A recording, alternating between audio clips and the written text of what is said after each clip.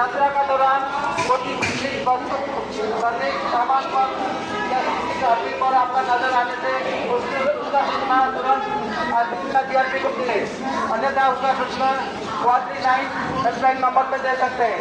दूसरा, सामान को जैसा पदार्थ हो सकता है। धन्यवाद।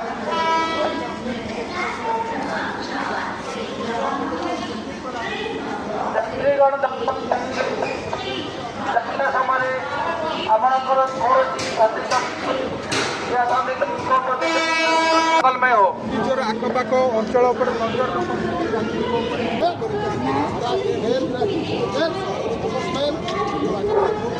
ଲୋକମାନେ